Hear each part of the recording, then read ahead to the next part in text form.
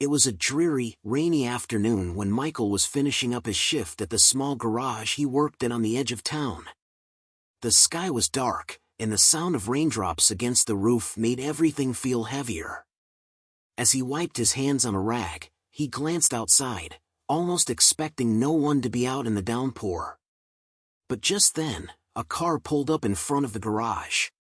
The headlights cut through the gloom, and a woman stepped out, drenched from head to toe, her face strained with worry. She looked like she had been driving for hours, the frustration and desperation clear in her eyes. Without a word, she walked over to the mechanic's entrance, pulling her jacket tighter around her. Michael couldn't help but notice the way her hands trembled as she clutched her purse. "My car just died on me," she said, her voice barely audible over the sound of the rain. "I don't know what happened. I've tried everything." Michael took a deep breath, his mind already racing with potential issues that could have caused the breakdown. He had seen it all: engines overheating, batteries dying, and belts snapping, but this seemed different. There was something in the way she spoke, something that told him this wasn't just a typical breakdown. Still, it wasn't the first time he'd been asked to help someone in a jam, so he nodded and motioned for her to follow him. Together, they huddled underneath the shelter of the garage's awning, and Michael popped the hood of her car. Rainwater splattered around them, but neither of them seemed to mind.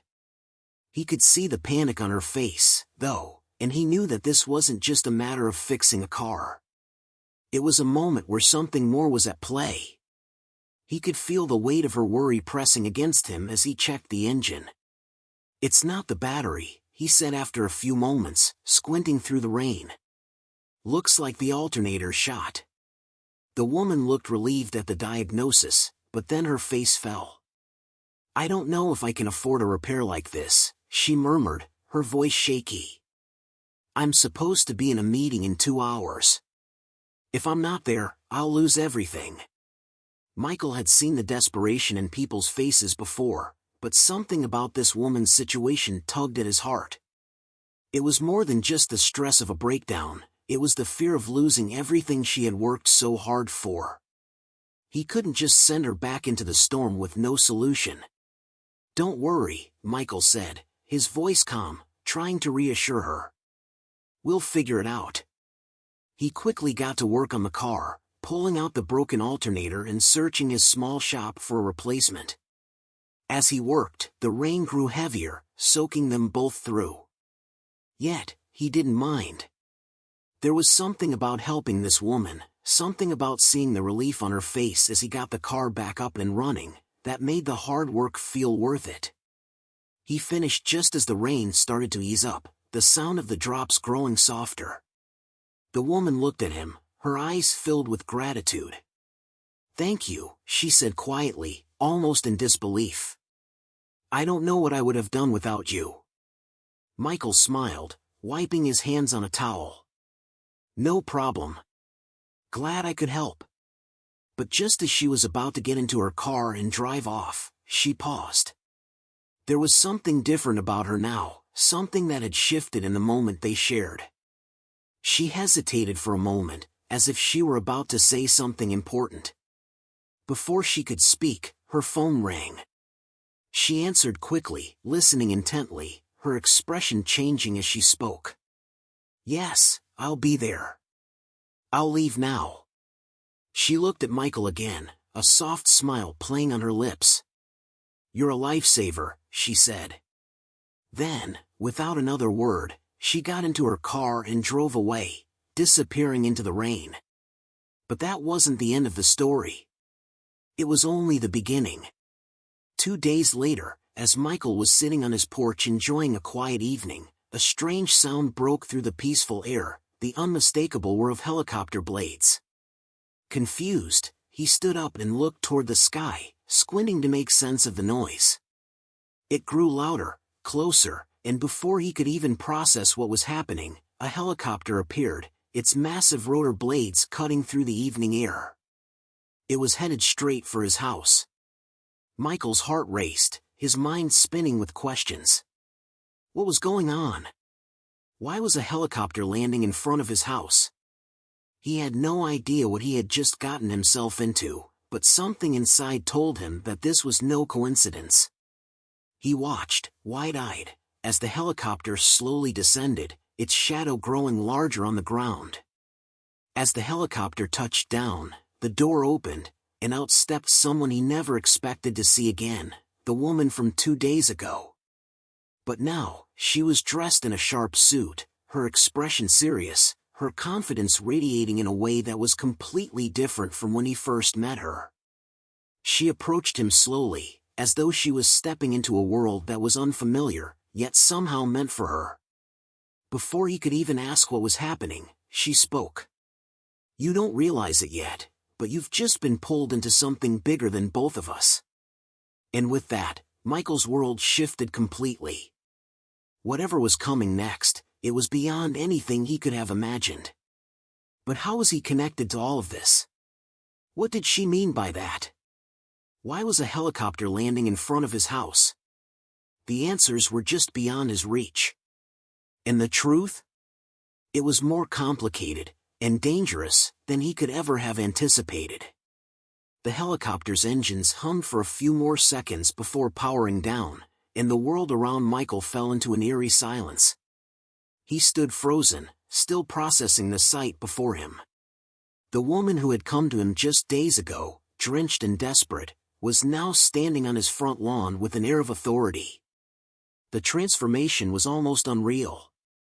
Her appearance was the same dark hair, same sharp features, but there was a noticeable change in her demeanor. She wasn't the fragile, worried woman who had asked for help, she was someone else entirely.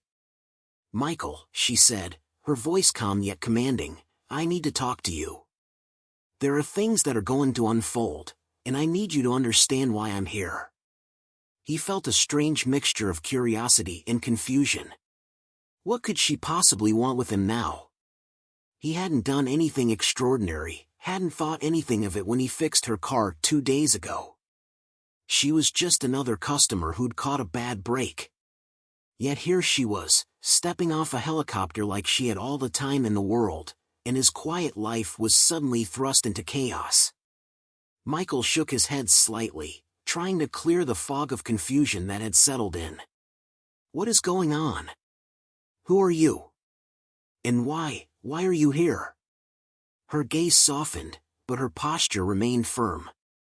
"I know this is all a lot to take in, but everything you did for me wasn't by accident. There's more to this than you realize. You've been part of something much bigger than you think, something that has been set in motion for a long time." Michael could feel his heart start to race. He couldn't grasp what she was saying, but the weight of her words was undeniable. He was a mechanic, just a regular guy who worked with his hands, who lived in a small town. This wasn't the kind of life that led to helicopters landing in your front yard.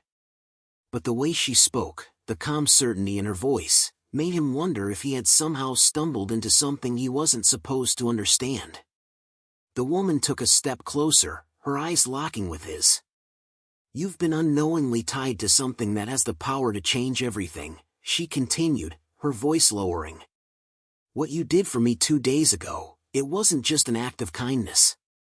It was the beginning of something much larger. I need you to come with me. What's coming next, you won't be able to face alone." Michael's mind reeled. His instinct was to refuse, to shut the door, go back inside, and pretend like nothing had happened. But something about the way she looked at him, something in the intensity of her gaze, kept him from doing so. She wasn't asking for his help, she was telling him that he was already involved. In some twisted way, the decision had already been made for him. The silence between them stretched on as the faint hum of the helicopter's engines echoed in the distance. Michael's feet felt like they were glued to the ground, but he managed to force himself to speak. "What do you mean? What did I get involved in?" The woman exhaled slowly, as if weighing how much to reveal. "There's a group, a very powerful group. They've been watching me, watching us, for a long time. Your small act of kindness made you a part of this, whether you want to be or not. Michael's thoughts spun faster, the words too foreign to comprehend. He had no idea who these people were, what group she was talking about, or why she was pulling him into all of this. He was just a guy fixing cars, living a simple life. He had no business with powerful groups or whatever this mystery was. "Why me?" he asked, his voice barely above a whisper. "I'm just a mechanic. What could I possibly have to do with whatever this is?" The woman gave him a look that seemed to soften, though there was still a weight behind her words. "Because you fixed my car, Michael. You didn't just help a stranger. You helped the right person at the right time. And now, whether you like it or not, you're part of this. You've been marked, chosen." Michael's blood ran cold. Chosen? Marked? These words felt too strange, too out of place for him to fully grasp. Yet, something about her words stirred a gnawing sensation in the pit of his stomach. Something was happening around him, something bigger than just the car, bigger than a simple act of kindness, and he was caught in the middle of it.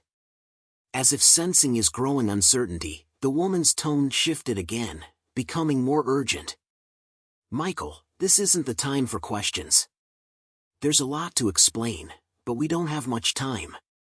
The group I'm talking about, they'll come for you soon, too. They'll want to know how much you understand, how much you know about what's happening. You have to trust me." Trust her? How could he trust someone who had appeared out of nowhere, after he'd fixed her car? He had no clue who she really was or what was going on. Everything about this situation felt wrong, like a twisted game he had accidentally become a part of. And then, just as quickly as she had stepped out of the helicopter, the woman began walking toward it again. Her pace was brisk, determined. "I know this is overwhelming," she called back over her shoulder. "But if you don't come now, if you don't follow me, you'll be on your own when everything unravels. I'll leave you the choice, but know this, once it's all over, nothing in your life will ever be the same again." The helicopter blades began to spin up again, and before Michael could even respond, she was inside and the aircraft was lifting off, climbing into the sky like it was simply a part of his world now. He stood there in the growing dusk, still processing what had just happened, still uncertain of everything he had just been told. But as the helicopter disappeared into the distance, one thought gnawed at him more than anything else. What if she was right? What if he was already too deep in this to turn back? He stood motionless, watching the fading sound of the helicopter's rotor blades. Somewhere inside him, a whisper of doubt began to settle, but it wasn't fear, it was curiosity. He had already been pulled into something he didn't understand. The question now wasn't whether he should get involved, it was how far down the rabbit hole would he go. Before he could make a decision, his phone buzzed in his pocket. Michael pulled it out, his hands trembling slightly. The message was brief, no name, just a phone number and one cryptic line, * they're already watching you. Don't trust anyone, * his mind raced as he stared at the screen. Who was this? Was it connected to the woman? And who were they? The world around him seemed to tilt, and the weight of what he had just stumbled into crashed over him. The answers were out there, but finding them would mean stepping into a world that could either save him or destroy everything he knew. Michael stared at the screen of his phone, his heart still pounding from the events that had just unfolded. The helicopter, the woman, the cryptic message, it was all too much to process in such a short time. His mind kept circling back to the words she had said, the ones that had hung in the air like an invisible weight, "You've been chosen." He didn't know why, but that phrase felt like a shackle, an invisible bond that had locked him into something much larger than himself. He had fixed a car, helped a stranger in need, and now here he was, standing in his yard, trying to make sense of the impossible. But even as the questions swirled in his head, he knew one thing for certain, his life was never going to be the same. Michael pocketed his phone and walked back into the house, the cool evening air stinging his face. He tried to shake off the feeling that something was lurking just beyond his comprehension, something that was about to pull him deeper into its web. He had always thought of himself as a simple man, someone who fixed cars, lived in his quiet little town, kept to himself. But now he was tangled in something that felt like it was straight out of a thriller, and he had no idea how to escape. He poured himself a drink, his hands still shaking. He didn't even really drink much, but tonight felt like the kind of night that demanded it. As he sat down in his old armchair, he replayed everything that had happened over the last few days. It all started so innocently. The woman, who he still didn't know the name of, had come to him in distress. She was just another customer, another breakdown that needed fixing. She had seemed so vulnerable, so desperate. But now, in retrospect, Michael realized there had been something different about her from the beginning. She wasn't just any person. There was a coldness to her, something that didn't match the warmth of her initial gratitude. But why was she looking for him? Why did fixing her car make him a part of whatever this larger thing was? He hadn't done anything special, he'd just been in the right place at the right time. So why did she keep saying he was chosen? Michael tried to ignore the growing sense of paranoia creeping up his spine. He tried to focus on the things he could control, the things that made sense to him. He picked up his tools, instinctively checking to make sure his garage was in order. He needed something familiar, something that felt normal. But it was no use. Every tool he touched seemed foreign, as if they no longer belonged to the life he had known. The calm, quiet existence he had built for himself was slipping through his fingers, and the harder he grasped, the more it seemed to disappear. The thought that kept echoing in his mind was the message from his phone, *, they're already watching you. Don't trust anyone, *, who were they? And why were they watching him? Were they connected to the woman? Was it all connected? As Michael sat in his garage, trying to make sense of it all, his phone buzzed again. This time, he didn't hesitate. He pulled it out quickly, his fingers trembling as he unlocked it. Another message, this one from an unknown number. It read, *, you don't know who you're dealing with. If you want to survive this, you need to stay quiet. They have eyes everywhere, *, his breath caught in his throat. Whoever this was knew exactly what he was going through. It was too specific to be a coincidence. But who were they? Who was watching him, and why? The words felt like a threat, but there was also an undertone of warning, like someone was trying to save him from a danger he didn't even understand yet. The second message was followed by another, just a few moments later. *, the woman you met, she's not who she says she is. Trust no one. I can help, but you have to listen, *. Michael sat back, his mind spinning. Could it be true? The woman, was she lying to him? Was she really who she said she was, or was there more to her story than she had revealed?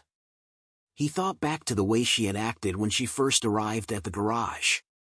Her demeanor had been calm, almost too calm for someone whose car had just broken down in the middle of a storm. But that didn't explain why she had sought him out specifically. Why had she come to him? The phone buzzed again, the message appearing in bold, unmistakable letters, *, they will come for you soon. Don't try to run.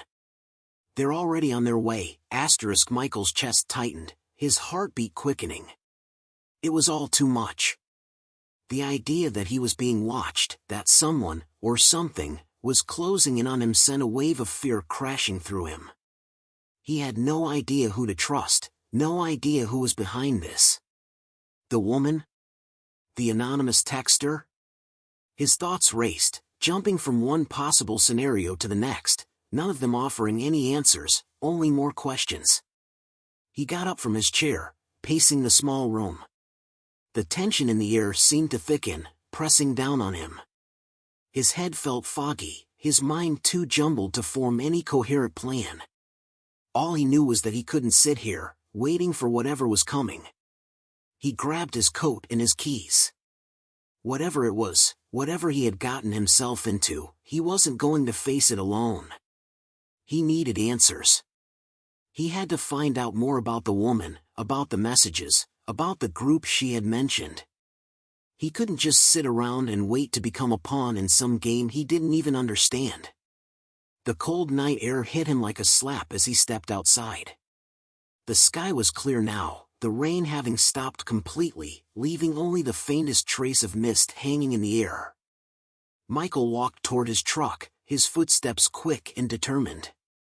He wasn't sure where he was going, but he knew he had to get away from the house, away from the feeling of being trapped. As he pulled out of the driveway, his headlights swept across the empty street, casting long shadows on the pavement. Everything seemed eerily calm, like the calm before a storm. But in the back of his mind, he couldn't shake the feeling that the storm was already here, and he was right in the middle of it. As he drove through the winding streets of his small town, Michael's thoughts continued to race. Where would he even start looking for answers?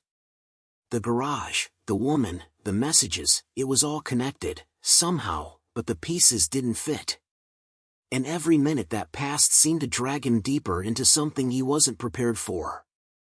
The world outside the truck seemed too still, as if it were holding its breath, waiting for something to happen. Michael's grip tightened on the steering wheel, his eyes scanning every shadow, every street corner. The sense that he was being watched grew stronger with every passing second, but every time he checked his rearview mirror, all he saw was empty road. It didn't make sense. Whoever was behind this, whoever was watching him, had to know that he was trying to figure it out. And if they knew that, what were they going to do next? Michael's hands gripped the steering wheel tighter as he turned onto a side street, the truck's tires crunching on the gravel road.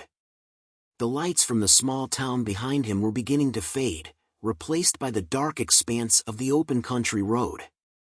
He felt as though he was driving into the unknown, a place where nothing made sense, and yet, everything about this situation felt somehow inevitable. The silence in the truck was deafening, only the hum of the engine keeping him company. But the growing sense of being watched, being followed, hung in the air like a thick fog. The messages, those cryptic warnings, played over and over in his mind. They will come for you soon, *, don't try to run.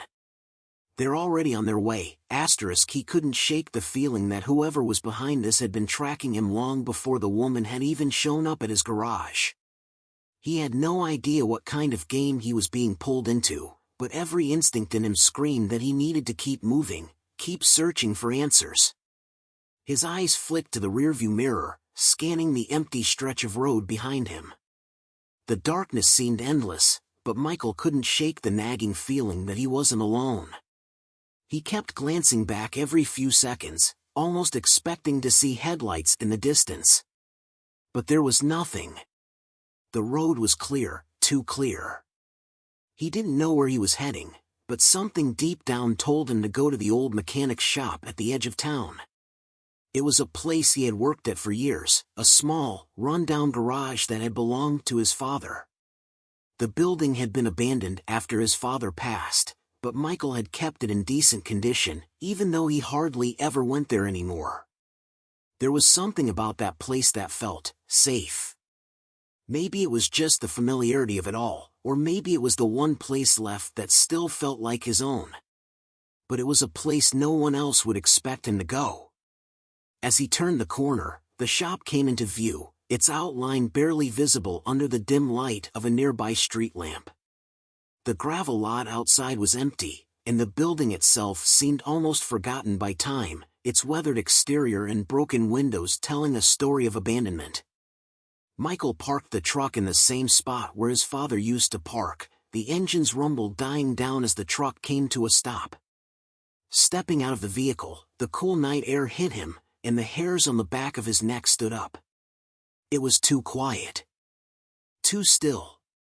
He glanced around, his eyes darting to the shadows, half expecting someone, or something, to jump out at him. But the lot was empty. There was no sign of movement. No sign of anyone following him. Still, the feeling of being watched persisted. Michael didn't want to linger, so he headed for the door, the old creak of the hinges echoing in the silence as he entered. The familiar smell of oil and rust filled the air, and for a brief moment, he allowed himself to relax. He was back in his element, a place where things made sense, or at least, they had before. He switched on the overhead lights, their buzzing flickering for a moment before illuminating the worn tools and the old workbench his father had used. Michael ran a hand over the surface of the bench, the dust thick on the wood. He had spent countless hours here, helping his father with repairs, learning the trade. But now, standing here alone, it felt different. It felt like a relic from another life, one that was slipping away from him with each passing second. The old clock on the wall ticked steadily, a reminder that time was moving forward, even if Michael wasn't sure what direction he was headed in anymore. He took a deep breath and forced himself to focus. He needed to figure out what was going on, and he needed to do it fast. Suddenly, a noise from outside shattered the quiet.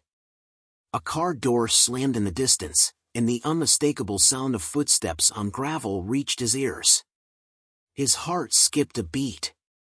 Someone was out there. His first instinct was to hide, but there was nowhere to go. The building was too small. The windows, although covered by old tarps, couldn't provide any real cover. Whoever was out there would see him. He quickly moved to the back of the shop, his mind racing. Could it be the woman? Or was it someone else, someone from the group she had warned him about?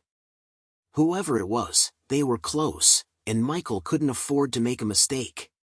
He crouched down behind the workbench, his breath shallow as he tried to listen. The footsteps stopped. The silence returned, thicker than before. For a moment, everything felt suspended in time, the tension hanging like a thick fog. And then, the door creaked open. Michael's breath caught in his throat. He didn't move, not even a muscle. His eyes stayed fixed on the door, his heart pounding in his chest. He could hear the faint rustling of clothing, the sound of someone stepping inside. But still, no one spoke. The tension in the air was unbearable, and Michael couldn't help but wonder if whoever was here had seen him. Had they spotted him hiding behind the workbench? His mind raced, thinking of every possible escape route, but there was no way out. The back door was too far, the front door was blocked, and the windows were too small to fit through. If he was going to survive whatever was coming next, he had to face it head-on. Finally, a voice broke the silence. "I know you're here, Michael." It was the woman. Her voice, though calm, held a hint of urgency that sent a chill down his spine. He couldn't stay hidden forever. Slowly, he stood up, his legs stiff from crouching. He turned around, facing her as she stepped into the dim light. She was alone, no backup, no signs of anyone else being with her. But the air around her was different now, colder, more intense. Her eyes, which had once seemed so full of gratitude and vulnerability, were now calculating, sharp, like she was assessing him, weighing him. "I knew you'd come here," she said, her voice steady but with an undertone of something else. "You don't have many options, Michael. You can't run from this, and you can't avoid it anymore. You've already crossed the line." Michael's mouth was dry. "What is this? What do you want from me?" His voice cracked, but he stood his ground. She took a step closer, her eyes never leaving his. "You've been marked. The moment you helped me, everything changed. You don't get to walk away from it, not now, not after everything that's been set in motion." Her voice softened slightly. "But you still have a choice. You can help us, or you can become a target." Michael swallowed hard, the weight of her words settling in. Whatever was happening, it was far bigger than he had ever imagined. He didn't know who to trust, and every step he took seemed to pull him deeper into a web he couldn't escape. He had a decision to make, and no matter what choice he made, it would change everything. Michael stood frozen, his eyes locked onto the woman, his mind racing. Every word she spoke made his heart pound harder. "You've been marked," he couldn't wrap his head around it. How could something as simple as helping her fix her car have led him to this moment? To being dragged into something that felt like it had a life of its own, something he had no control over. I don't understand. What do you mean, marked? Who are you?" Michael's voice was shaky, a mixture of fear and confusion. He needed answers, needed to understand what was happening, but every second that passed, the mystery only deepened. She studied him for a moment, her gaze unreadable, before sighing softly. "I knew you wouldn't understand. No one ever does at first." She walked over to a dusty shelf, her hand brushing against the tools as she spoke. "But you've already become a part of something much bigger than you realize. The moment you helped me, you became involved in a situation that's been unfolding for years." She paused, her back still turned to him. "There are groups, organizations, factions. People in power who operate in the shadows. And they're watching you now." Michael's mind reeled. Groups? Power? Shadows?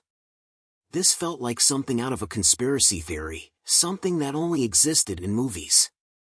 But the fear in her voice, the seriousness, made him wonder if there was some truth to it after all. "Why me?" he asked, his throat tight. "Why did you come to me? I'm just a mechanic. A guy who fixes cars." She turned to face him then, her expression softening, but only slightly. "It's not just your skill that drew me to you, Michael.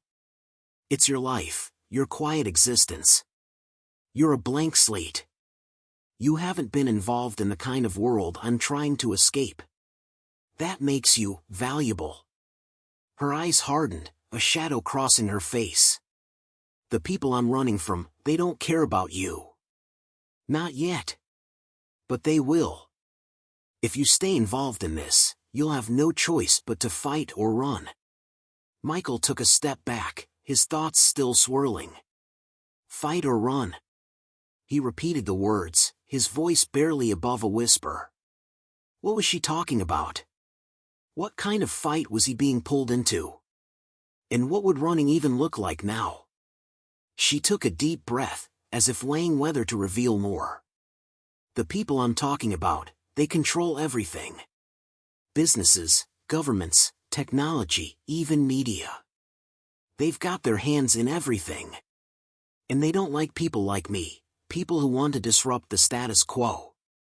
They'll stop at nothing to erase us. Erase people like you too if they have to." The way she said it sent a chill through Michael's body.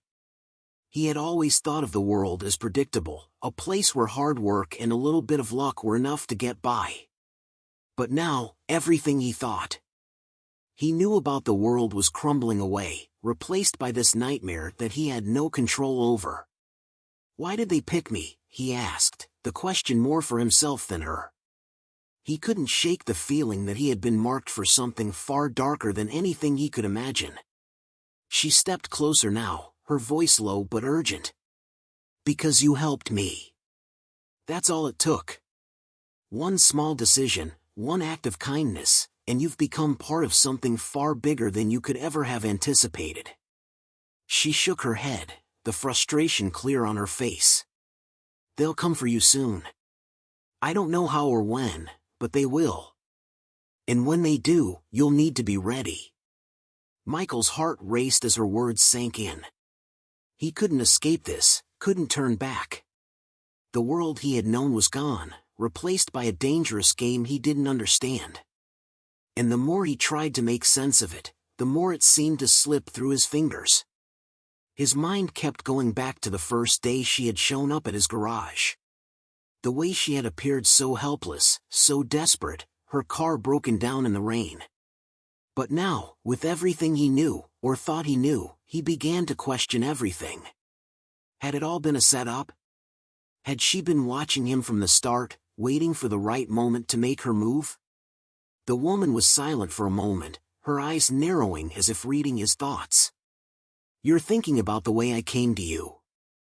It wasn't an accident, Michael. But it wasn't entirely a plan either. I didn't want you involved, not like this. But you couldn't have known. I had no choice but to reach out to you." "Reach out?" Michael repeated. "I'm not sure I understand. What are you asking me to do? You can't expect me to just dive into all of this without knowing what's going on." "I'm not asking you to dive in," she said, her voice softer now, almost pleading. "I'm asking you to stay alive. You've already made the choice by helping me, but you have to choose what happens next. Either you run, and hope they never catch you, or you help me fight back. But if you do nothing, if you stand still, you'll be swallowed up by it." Her words were heavy, weighted with a truth that Michael wasn't sure he was ready to accept. His mind raced again, trying to grasp the enormity of what she was saying.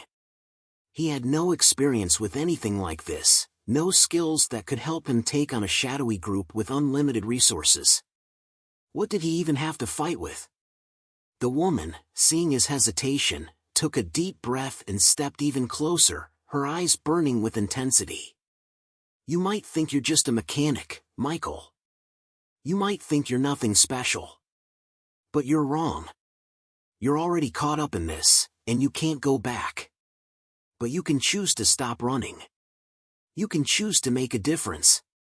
She stopped speaking then, waiting for him to respond, but Michael remained silent. The air between them crackled with tension. He didn't know what to do, what decision to make. His life had just turned upside down, and he had no idea how to navigate this new, dangerous world. Then, before Michael could gather his thoughts, he heard it. The unmistakable sound of a car engine approaching. It was distant at first, but growing louder, closer. He turned his head toward the window, his heart racing again. "They're here," the woman said quietly. Her eyes were filled with a mix of fear and resolve. She didn't have to say more. Michael knew exactly what she meant. The sound of the engine grew louder still, and then headlights appeared, cutting through the darkness. Michael's body tensed. Whoever was coming, they weren't here to chat. He could feel it in his bones. "Get down," she whispered urgently. "They can't see you." "Not yet." Without thinking, Michael dropped to the floor, his body low to the ground, and the woman quickly followed suit. The headlights swept over the garage as the car pulled into the lot, and Michael held his breath, praying they hadn't seen him. Every muscle in his body was on edge, waiting for whatever would happen next. He could hear the faint crunch of gravel as the car stopped, the engine dying away. And then, silence again. But that silence wasn't comforting. It was worse than the noise had been. Whatever was about to happen, Michael could feel that his life was changing once more, and there was no going back now. The silence stretched on, suffocating and thick, as Michael lay flat against the cold concrete floor of the garage. His heart beat erratically in his chest, and his breath came in shallow, careful gasps. The woman beside him was equally still, her eyes wide and scanning the room for any sign of danger. The sound of footsteps outside the garage was unmistakable, heavy and deliberate. Someone was coming, and they were moving with purpose. Michael's eyes flicked to the door, his entire body tense with anticipation. Who were these people? The ones she had warned him about? Whoever they were, they weren't here for a friendly chat. The woman's hand brushed against his arm, her touch almost imperceptible. She didn't need to say anything, but her presence offered him a strange sense of reassurance. This was real, this was happening. There was no more denying it. The world he thought he knew was unraveling, and everything now depended on how he reacted. The footsteps stopped right outside the garage door. Michael could feel his pulse in his throat, his stomach tight with dread. Was it them? The ones who controlled everything, the shadowy figures she had spoken of? He wanted to believe it was just someone lost in the night, a passerby, but deep down, he knew it wasn't. This was the moment. The moment when his life would either spiral into chaos or somehow, impossibly, find a way to make sense of all this. A voice, low, authoritative, and cold, broke through the tension. "We know you're in there," the voice said, steady and calm, but carrying an unmistakable threat. "Come out now. We won't ask again." Michael's breath caught in his throat. The voice wasn't shouting, but there was an edge to it, a quiet certainty that left no room for doubt. They had been tracking him. They knew exactly where he was, and they weren't afraid to act. The woman next to him didn't flinch, but her eyes met his, dark with concern. Her lips barely moved as she whispered, "Stay down. Don't move unless I tell you." The door groaned under the pressure of a heavy hand pushing against it. The light outside shifted, casting eerie shadows through the cracks. Michael's body stiffened, and his mind raced. Who were these people? What did they want with him? And why did she seem so calm, so prepared? The woman's voice cut through his racing thoughts. "They won't kill you. Not yet. But if you don't listen to me, if you don't follow my lead, they'll make you wish you were dead." Michael nodded, barely able to process her words, the weight of the situation pressing down on him like a suffocating blanket. He didn't know who these people were, but he understood one thing: they were dangerous. Deadly. And if he wanted to make it out alive, he had to trust her. The door creaked again, louder this time, and then there was the unmistakable sound of someone trying to force it open. Michael could hear the subtle click of a mechanism, the unmistakable sound of someone trying to break through. He could feel the weight of it, the desperation on the other side. The woman shifted, her movements fluid and calculated, as if she had done this 100 times before. "Get ready," she whispered, her voice barely audible. Michael's heart raced even faster. What was she about to do? What did she mean by "get ready"? And then, as the door finally gave way, slamming open with a suddenness that rattled Michael to his core, the first of the figures stepped into the garage. He was tall, broad-shouldered, and dressed in dark tactical gear, his face obscured by a black mask.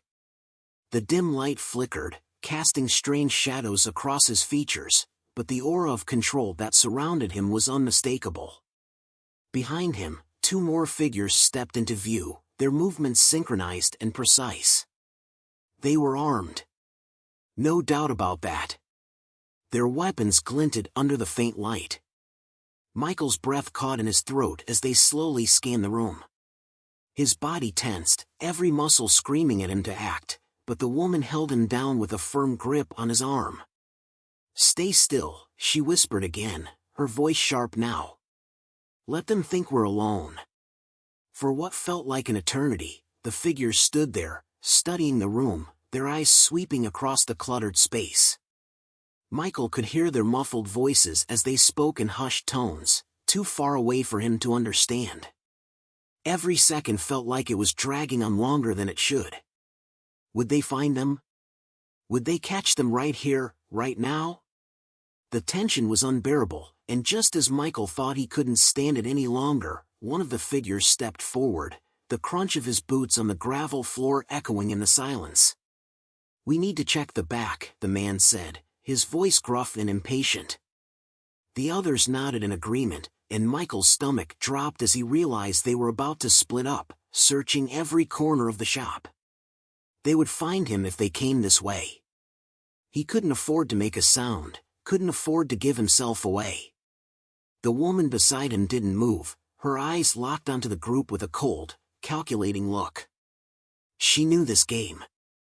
She'd been playing it for far longer than Michael could comprehend. The man in front of them turned, taking a step toward the far corner of the room. Michael held his breath, praying they wouldn't hear his pounding heart, praying they wouldn't see the subtle movements of the woman beside him. One of the figures walked past, just inches away from where Michael lay, and for a moment, everything seemed to freeze. Michael's mind screamed for him to move, to get up and run, but his body refused to cooperate. He had never felt so vulnerable, so exposed in his life. "Nothing here," the man muttered as he moved away from the back corner. The sound of his boots retreating echoed in Michael's ears, and just as he thought the worst was over, another voice spoke, closer this time. "Are you sure?" The voice was sharp, demanding. The woman beside him tensed, but still, she didn't move.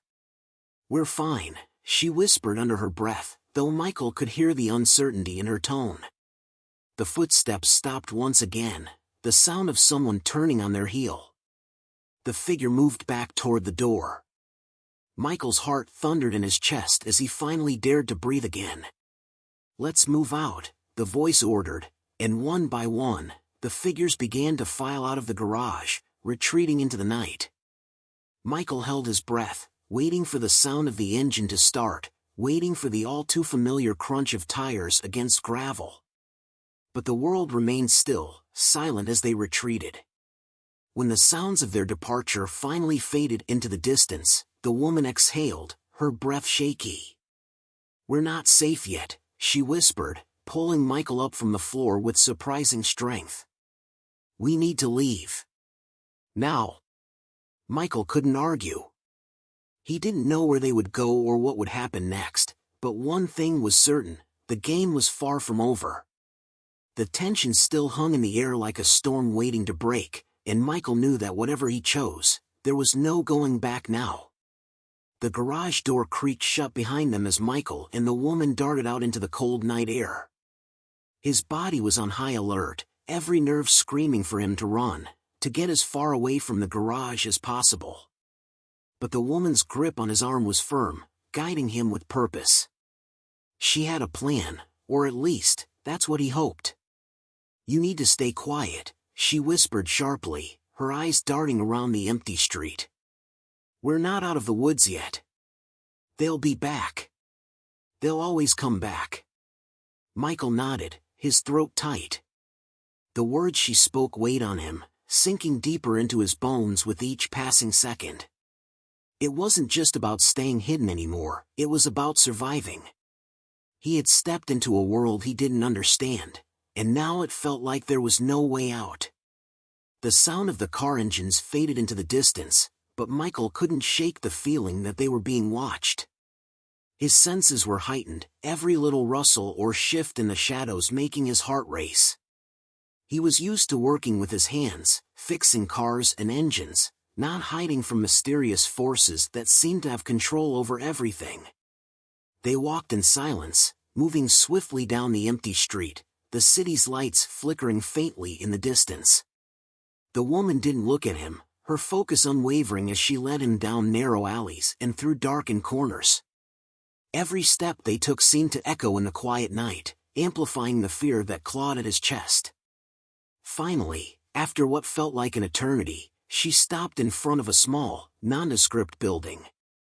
Michael had no idea where they were, or what kind of place it was. The door was unmarked, just a simple metal door with a rusted handle. She turned to him, her face shadowed but determined. "This is it," she said, her voice barely more than a whisper. "We need to go inside. It's the only place they won't think to look." Michael hesitated. Everything in him screamed that it wasn't safe, that he should keep running, but something about the way she spoke, the urgency in her voice, made him follow her. Without a word, he nodded, and she pushed open the door, revealing a narrow staircase leading down into the darkness. The smell of damp concrete and stale air hit him as soon as they stepped inside. The stairs creaked under their weight, the silence around them deafening. He couldn't help but feel like they were walking deeper into something they might never escape. As they descended, the woman's grip tightened on his arm, and she glanced over her shoulder, her eyes scanning the dark corners of the stairwell. "They won't stop looking for you, Michael. Not until they've found out everything they need to know." Michael's mind raced, thoughts jumbled as he tried to process everything. Who are they? What do they want with me? She didn't answer immediately, her face shadowed by the dim light. When she finally spoke, her voice was low, like she was afraid of being overheard. "They're powerful people. People who think they can control everything, the media, the government, the money, the power. They know everything. And they've been watching me for years." She paused at the bottom of the stairs, her hand resting on the door at the end of the hall. "You've been marked, Michael. By helping me, by showing me that kindness, you've become a threat to them." "Me?" Michael shook his head. "I'm just a mechanic. I don't even know what's going on." You don't have to understand it all," she interrupted, her voice sharper now. "They'll make sure you understand soon enough. But it's not just about you anymore. It's about me. It's about us. And if we don't act now, it'll be too late. You have no idea how close they are to getting their hands on you." Her words sent a chill through Michael's veins, and his thoughts raced. How had he gotten involved in all of this? One simple decision, a moment of kindness, and now everything was spinning out of control. He couldn't escape it. The past 2 days felt like a blur, a series of events that had pushed him deeper into a world of danger and deception. The woman turned the door handle slowly, peering inside before stepping into the room. Michael followed closely, his eyes adjusting to the dim light inside. The room was small, filled with old furniture, dusty boxes, and equipment that looked out of place, like it was from another time altogether. But there was something about it that made him feel uneasy. This wasn't just some hideout. It was a place that had been used for something far more serious. The woman motioned for him to sit. "We don't have much time. They'll be looking for us by now." Michael sat on a chair, still trying to piece everything together. His mind was reeling, but the weight of the situation was beginning to hit him all at once. He had helped a stranger, and now his life was at risk. He was caught in something far bigger than he could have ever imagined. Suddenly, the woman's phone vibrated on the table, breaking the tension in the room. She snatched it up quickly, her eyes scanning the screen. Her face darkened, and Michael's stomach twisted as he watched her reaction. "They know where we are," she muttered, her voice tight with urgency. "We have minutes. Maybe less." Michael's pulse quickened. "What do we do? How do we get out of here?" The woman didn't answer right away. Instead, she stood, walking over to a corner of the room where a large metal box sat. She pulled out a set of maps, laying them out on the table in front of him. "We have a few options. But we need to move now. The moment we step outside, they'll be on us. We have to be smarter than they are." Michael's mind raced as he studied the maps, but his eyes kept flicking to the window, to the dark street outside. He could feel it, the unease building in the pit of his stomach. Something was wrong. The weight of what was happening pressed down on him, and he couldn't shake the feeling that they were walking into a trap. Suddenly, the sound of footsteps outside the door sent a surge of panic through him.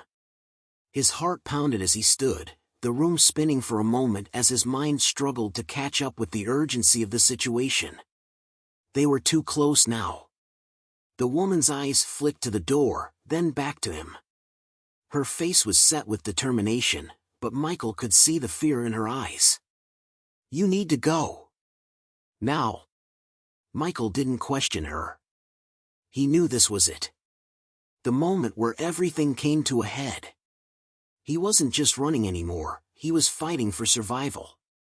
But even as he moved to the door, his mind screamed one question, was it too late to escape? The door creaked as it opened, and everything inside Michael's chest went cold.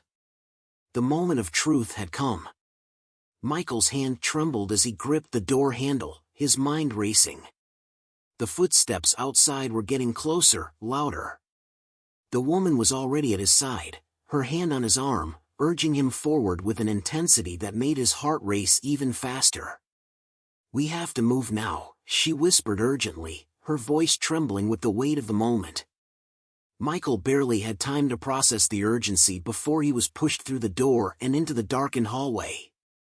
The air was thick with the smell of mildew and stale air, but his senses were focused entirely on the danger closing in. The hallway felt endless, stretching far beyond what he could see in the dim light. They ran in silence, each step feeling like it echoed through the building, louder than it should have been. The woman's grip on him tightened, her eyes darting nervously between the narrow hallway and the stairwell leading further down. Michael's chest tightened with every breath. It was all happening so fast. He couldn't keep up with the whirlwind of chaos around him, but he had no choice but to follow. The sound of more footsteps, heavier now, deliberate, rang through the hallway, making Michael freeze in his tracks. His mind screamed at him to move, but his feet wouldn't cooperate. He wanted to run, to get out, but there was nowhere to hide. He glanced at the woman. Her face was set in a hard line, but there was an undeniable flicker of fear in her eyes. She wasn't immune to this, not even close. "This way," she hissed, pulling him toward an old door at the end of the hall. Michael didn't hesitate this time, following her without a word, though his thoughts were a blur of confusion. Who were these people chasing them? And what had they really walked into? The door creaked open, and they slipped inside a small, dark room that smelled faintly of oil and rust. Michael's heart pounded as he tried to adjust to the pitch-black darkness. The only sound now was their breathing, sharp and frantic in the quiet. He barely had time to register where they were when the woman pulled him toward a corner, her hand covering his mouth. His eyes went wide, his heart nearly stopping in his chest. There, standing just beyond the doorframe, was the shadow of a figure. For a moment, everything froze. Michael's breath hitched, and his pulse raced as his mind screamed to run, but his body was paralyzed with fear. The woman didn't move, didn't make a sound. It was as if she was holding her breath, praying the figure wouldn't find them. Through the crack in the door, Michael could just make out the figure's outline. Tall, imposing. The silhouette of someone who had done this countless times, someone who knew exactly how to track and hunt down their prey. The figure stepped closer, and Michael's entire body tensed as he forced himself to remain still. "Nothing here," the figure muttered in a low, gravelly voice, a voice that sent a chill down Michael's spine. Then, the sound of retreating footsteps echoed in the silence. A brief moment of relief washed over Michael, but the woman's grip on his wrist tightened, a clear warning to stay silent, stay still. The footsteps continued down the hallway, then faded into nothingness. Michael exhaled slowly, his body sagging with the release of tension. For a moment, he thought they might have made it. But the woman's eyes locked onto his, and in her gaze, he saw the same worry that he was feeling deep inside. "They're getting smarter," she murmured, her voice barely above a whisper. "They know we're not just running. They're tightening the net around us. We don't have much time." Michael's mind was spinning. He couldn't understand why they were being hunted, why this was all happening, but the woman's words were starting to make sense. These people, whoever they were, had been watching them, tracking their every move. And it was only a matter of time before they closed in for the kill. "We have to move again," she said, her voice filled with urgency. "Stay close, and don't make a sound. This is our only chance." Michael didn't argue. He nodded, though his thoughts were still a blur. The woman moved quickly, her steps silent as she led him further into the room, toward a small, rusty trapdoor hidden under the floorboards. Michael's eyes went wide with confusion, but she didn't stop. She pulled it open with ease, revealing a dark tunnel below. "Down there," she instructed firmly, her voice taking on a tone of finality. "We'll go through the tunnels. They won't be able to track us if we stay underground." Michael swallowed hard, the weight of the moment crashing down on him. He wanted to argue, wanted to question everything, but there was no time. The woman had been right so far, and he had no other choice but to trust her. Now, she urged, pulling him down after her. They dropped into the tunnel, the cold, damp air wrapping around them as they descended into the darkness. The world above them felt miles away, and for a fleeting moment, Michael thought they might escape, might actually make it out of this nightmare. But as they moved deeper into the tunnel, the sounds of pursuit began to grow louder again. It wasn't just the footsteps this time, it was the unmistakable hum of a helicopter. Michael's heart sank as the sound of the rotor blades grew closer. He glanced at the woman, his eyes wide with panic. "They're already here," he whispered. "How are they so fast?" The woman's face hardened, her eyes glinting with a mix of fear and defiance. "They have eyes everywhere. Satellites. Drones. It's how they track people like us." Michael's stomach churned. How had he become part of this? A mechanic, a simple man with a routine life, had unknowingly crossed paths with people who had the power to hunt him down in ways he could never have imagined. "We need to keep moving," the woman said, pulling him along the dark, narrow tunnel. They ran, their feet pounding against the cold ground, but no matter how fast they went, it seemed the helicopter was always just above them, circling, hunting. Michael could hear the sound of the blades overhead, the whir of the machine as it hovered dangerously close. Suddenly, the woman stopped, pulling him to a halt. She turned to face him, her face pale in the dim light. "We have to split up," she said, her voice full of urgency. "They'll follow us together. If we separate, they won't know where to focus." Michael's chest tightened. "You're not coming with me?" he asked, a lump forming in his throat. Her eyes softened, but only for a moment.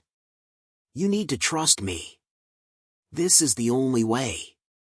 Before Michael could protest, she gave him a sharp shove in the opposite direction.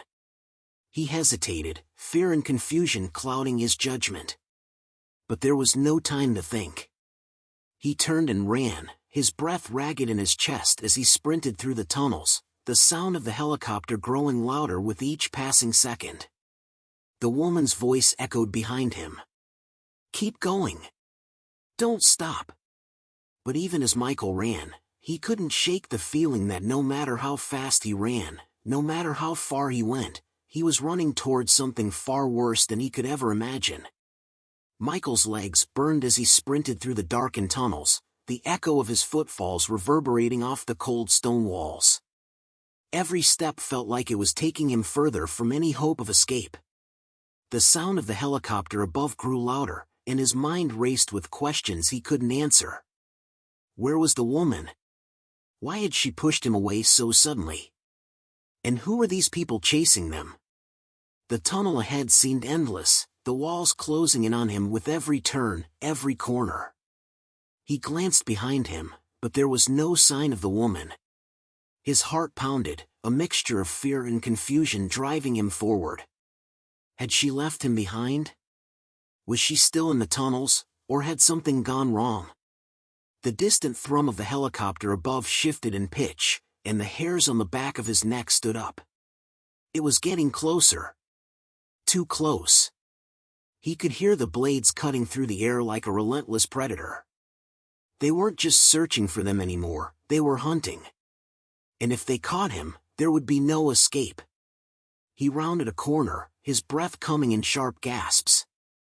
The tunnel opened up into a wider chamber, its walls lined with metal pipes and old machinery that looked as though it had been abandoned for years. Michael stopped, his eyes scanning the shadows, trying to make sense of his surroundings. The oppressive silence pressed in on him. This place felt wrong, as though it wasn't just a hiding spot, but part of something much larger, something far more dangerous. Suddenly, a flicker of movement caught his eye. He froze, heart hammering in his chest. In the corner of the chamber stood a figure, barely visible in the dim light. Michael's instincts told him to run, but something held him in place. He took a cautious step forward, his eyes never leaving the shadowy figure. As he approached, the figure slowly turned. Michael's breath caught in his throat. It was the woman. She was standing there, but she didn't look like the same person he'd met 2 days ago. Her face was pale, her eyes wide with fear, but there was something else, something different about her. Something strange. "Michael," she whispered, her voice tight with panic. "You shouldn't have come back."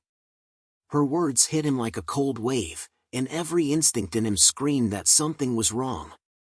He took another step toward her, his chest tight with concern. "What are you talking about?" I thought you left me. I didn't know what to do." The woman shook her head slowly, her expression unreadable. "I had to, Michael. I had no choice. You don't understand what's happening. You never will." The confusion in Michael's mind deepened, the pieces of the puzzle slipping further out of reach. "What's happening? What's going on? Why is this happening to us?" Her eyes darted nervously over his shoulder. Michael turned instinctively, but saw nothing. The hairs on the back of his neck stood up again, the uneasy feeling creeping back into his chest. The woman grabbed his arm, pulling him closer. "We don't have much time," she said urgently. "You have to listen to me, Michael. I'm not who you think I am. And neither are they." The words hit him like a punch. "What do you mean? Who are you? What's going on here?" Before she could answer, the ground beneath them shook, a low rumbling that seemed to reverberate through the walls. Michael stumbled, gripping the woman's arm to steady himself. The sound of the helicopter above grew louder, and in the distance, a bright light pierced the darkness. The tunnel was bathed in an eerie glow, and the unmistakable sound of voices filtered through the walls. "They're here," she said, her voice sharp with panic. "We don't have much time. You need to get out of here, now." The confusion was suffocating, and Michael didn't know whether to trust her or run in the other direction. "What do you mean? What's happening?" But before she could answer, a loud bang echoed through the tunnel. The light outside grew brighter, and suddenly, there was no time to think. The woman pulled him toward a narrow passageway in the wall. "Go," she commanded. "You have to leave. Now." Without another word, Michael followed her through the passage, his heart pounding in his chest. The light from the helicopter overhead was growing closer, and with every step, he felt like he was being driven further into a corner. The woman was ahead of him, moving quickly, but he couldn't shake the feeling that she wasn't guiding him to safety. His breath came in shallow gasps as they raced down the narrow passage, but just as he reached the end, the ground trembled again, and the walls seemed to shift. The passageway opened up into a small, dimly lit room. At first glance, it looked like just another abandoned part of the underground complex, but something was different. In the center of the room, there was a large metal door, and beside it, a strange, glowing device. Michael didn't know what it was, but it felt wrong. The air in the room was thick with an unsettling energy, and as he stepped closer to the device, the temperature seemed to drop. The woman turned to him, her face a mask of determination, but her eyes were still filled with fear. "You need to understand, Michael. This is bigger than anything you could ever imagine. And we've only scratched the surface." Before Michael could respond, the sound of footsteps echoed down the tunnel once more. The woman's face twisted in dread. "They're coming. They're going to find us," she muttered. "It's too late. They're already too close." Michael's mind raced, panic starting to rise within him. The helicopter was already overhead, and the thundering sound of boots on the ground grew louder. He turned to the woman, his voice hoarse with fear. "What are we supposed to do now?" She didn't answer immediately. Instead, she stepped toward the glowing device, her hand trembling as she reached for it. "Whatever happens," she said, her voice heavy with finality, "you have to trust me." Suddenly, the lights flickered, and the ground trembled again, more violently this time. Michael stumbled, his breath catching in his throat. Then, without warning, the door across the room swung open, revealing a group of shadowy figures emerging from the darkness. The woman's eyes widened in terror. "Michael, they've found us." The figures stepped forward, and Michael's heart stopped. In the dim light, their faces became visible, men and women, all dressed in black tactical gear, moving with eerie precision. At the forefront was a man with a stern face, his cold eyes locked on Michael. The woman pushed him toward the glowing device. "Go!" she shouted, desperation in her voice. Michael barely registered what was happening as he backed toward the door.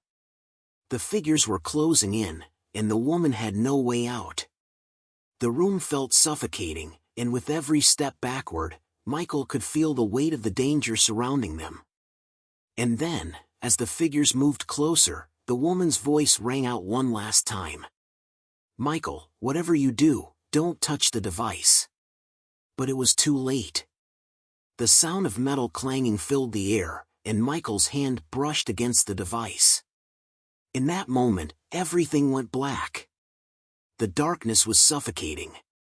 Michael's heartbeat rang in his ears as he stood in the pitch black, unable to see anything. His breath came in ragged gasps, and his mind scrambled to make sense of what had just happened. One moment, he had been backing toward the glowing device, the next, complete blackness. The sound of his pulse thudded in his chest, drowning out everything else, and for a terrifying moment, he thought he might be lost forever in this void. Then, as suddenly as it had vanished, the darkness lifted. Michael blinked against the harsh light that flooded the room. His eyes watered, adjusting to the brilliance. As his vision cleared, he saw that he was no longer standing in the room with the strange device. The surroundings had completely shifted. He was outside. The air was cold, sharp, and the night sky above was filled with stars. The oppressive underground tunnels, the helicopter, the threatening figures, they were all gone. For a brief moment, he thought he had escaped. A sigh of relief escaped his lips. But then he realized he was standing in an unfamiliar clearing in the woods. It felt wrong, like something had twisted the very fabric of reality. Behind him, he heard the rustle of footsteps. He spun around, his breath catching in his throat. The woman, she was there, but not as he had last seen her. Her expression was empty, distant, as if she wasn't quite the same person. She looked around as though she didn't recognize the forest either. Where are we?" Michael asked, his voice trembling. The question burned in his throat, and yet he couldn't bring himself to feel safe even in this unfamiliar place. The woman didn't answer immediately. She stared into the distance, her gaze distant and unfocused. Finally, she turned back to him, her face pale and drawn. "This isn't real," she whispered. Michael's confusion deepened. "What do you mean? Where's the danger? Where are those people? Where is the helicopter?" She shook her head. "I told you," she said softly. "None of it was real. It was all a test." Michael felt as if the ground had shifted beneath his feet. "A test?" He couldn't process her words. "What are you talking about?" The woman took a step toward him, her face haunted. "We weren't running from people, Michael. We were running from something else, something far more dangerous than you could ever understand." Michael's mind reeled. The whole chase, the helicopter, the underground tunnels, it had all been part of a test? He couldn't wrap his head around it. Then who were they? Who were those people hunting us? The woman's eyes met his, and for the first time, there was a flicker of something genuine in her expression. "They weren't after us.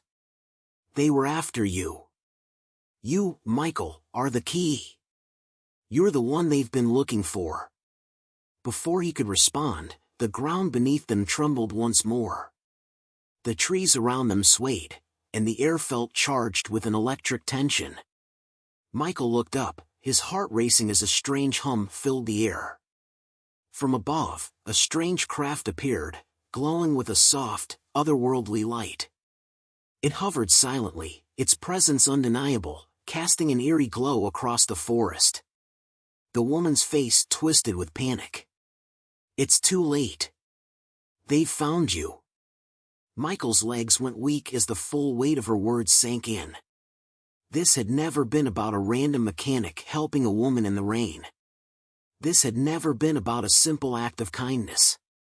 He had been swept into something much larger, something he could never have understood, something that had been orchestrated from the beginning. The craft above descended slowly, its light growing brighter, almost blinding. Michael's breath caught in his throat as he realized he was not going to escape this. It was never about running or hiding. This was the moment when it all came to a head. And there was nowhere left to go. As the craft landed softly on the ground, the woman stepped forward, almost as though she had accepted whatever was about to happen.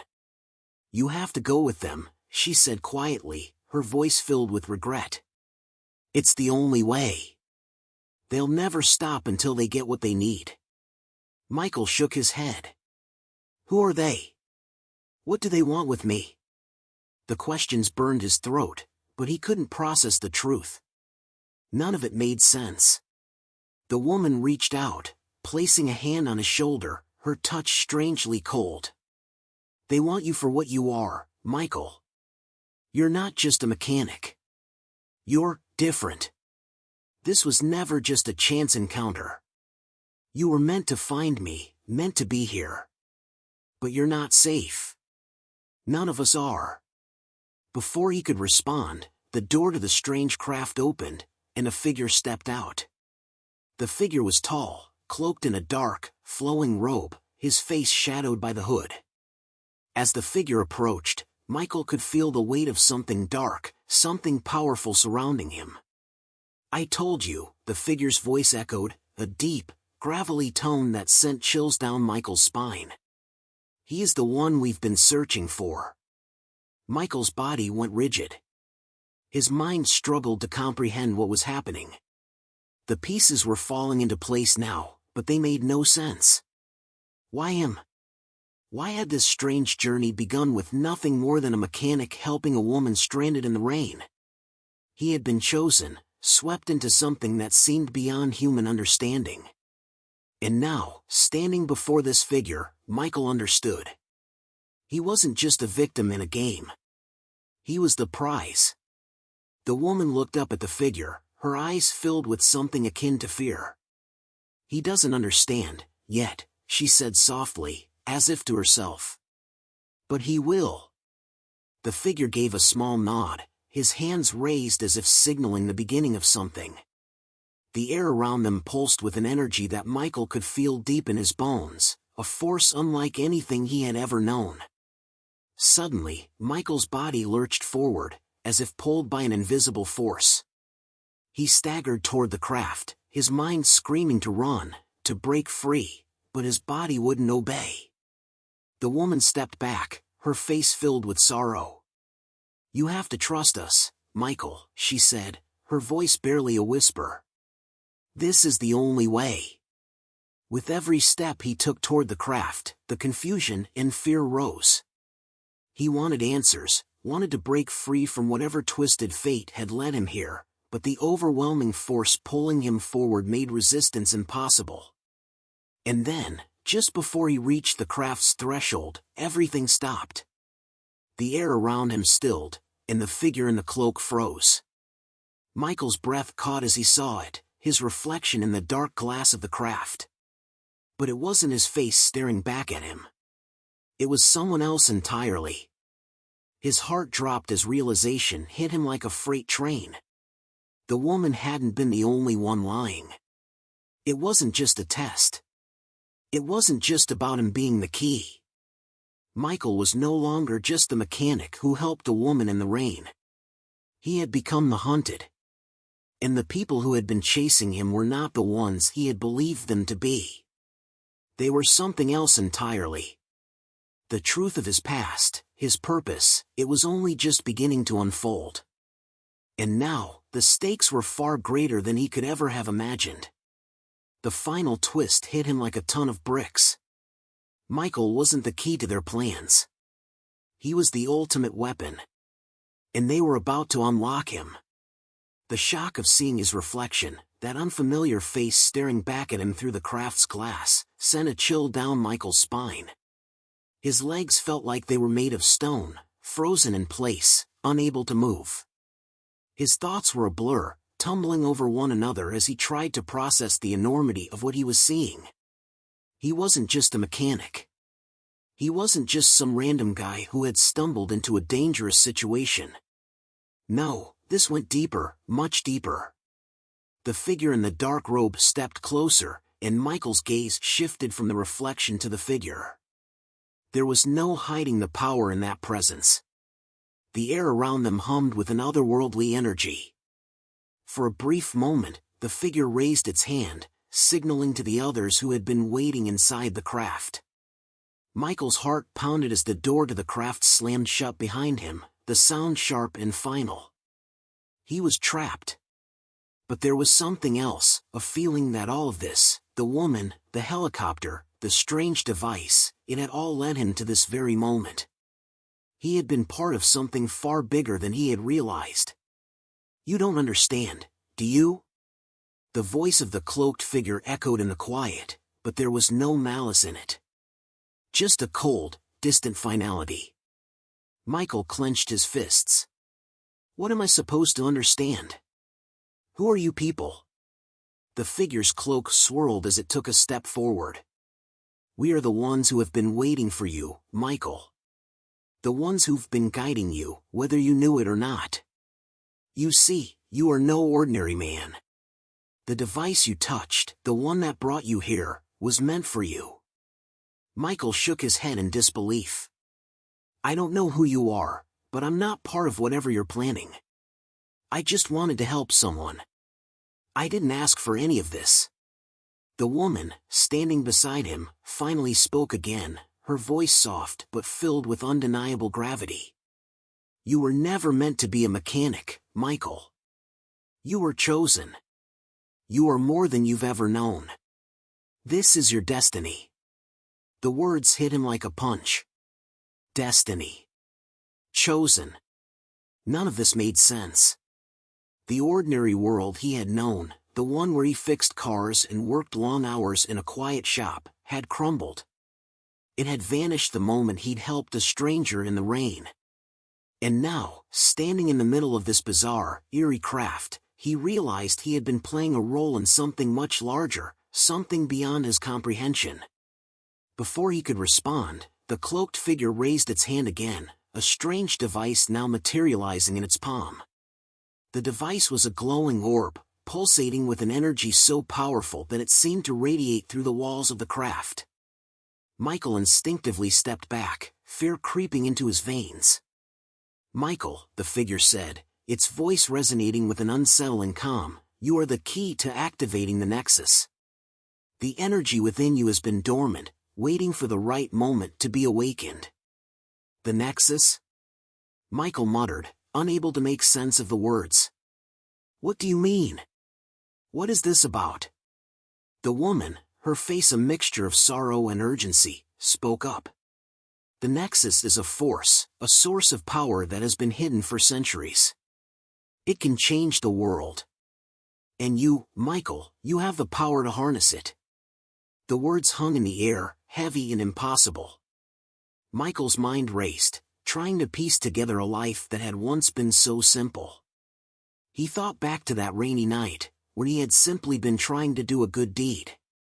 He thought about the woman's fear, the way she had looked at him before everything spiraled out of control. Why me? He asked, his voice thick with disbelief. What do you want from me? The cloaked figure's gaze seemed to pierce through him, its eyes glowing faintly beneath the hood. We want to use the Nexus, Michael. To reshape the world. But only those who are worthy can control it. You were born to lead, to wield this power.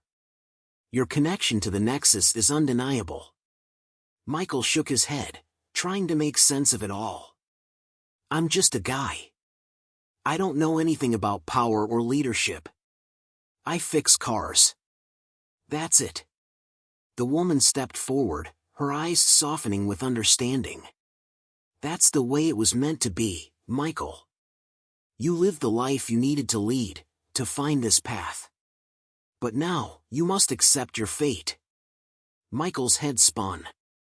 He was being told that he was somehow meant for this, meant to be part of a force so powerful it could alter the very fabric of existence. It sounded insane. Yet, deep down, a part of him knew that he couldn't ignore the strange pull, the feeling that he had been part of something much bigger than himself all along. I don't want this, Michael said, his voice growing steadier despite the rising panic inside. I didn't ask for any of it. I just wanted to help. I just wanted to get back to my life. The cloaked figure's expression was unreadable. You don't have a choice, Michael. The Nexus calls to you. It always has. The woman's voice broke through his thoughts again, this time filled with a deep sadness. There's no going back. You can't undo what's already been set in motion. But Michael wasn't ready to accept that. He was a man who had worked for everything he had, who believed that every choice had a consequence. This wasn't his path. Not this. With a sudden burst of determination, Michael stepped back, his chest heaving as he made a decision. I'm not going with you, he said, his voice firm. Whatever you want, whatever you think I am, I'm not your weapon. I'm not your puppet. The cloaked figure looked at him for a long moment, as though weighing his words. The woman, too, was silent, her face a mask of regret. Then, to Michael's surprise, the figure nodded slowly, as if coming to a conclusion. You have more strength than we anticipated, the figure said. You're right. You're not a puppet. And you never will be. Michael blinked, unsure whether he had just been dismissed or if the tides were shifting. But before he could react, the figure took a step back, signaling the others in the craft. The energy in the room seemed to dissipate, the oppressive tension lifting ever so slightly. You may walk away from this, Michael, the figure continued. But know this, you've already set something in motion. The Nexus will not forget you. And one day, you will have to make a choice. With those final words, the door of the craft opened once again, revealing the dark forest beyond. Michael turned to the woman, but she only met his gaze with a mixture of sadness and hope, as though understanding that his choice had already been made. I'm sorry, Michael, she whispered, before stepping back into the shadows. The craft lifted silently into the air, leaving Michael standing in the clearing. He was alone, but there was something different now. The weight of everything he had just learned, everything he had just rejected, pressed heavily on his shoulders. The rain had stopped, and the quiet of the forest surrounded him. The world had shifted, but Michael had made his choice. Whatever came next, he would face it on his own terms. And with that, he turned and walked away, the echoes of his past and future following him into the unknown. The story wasn't over.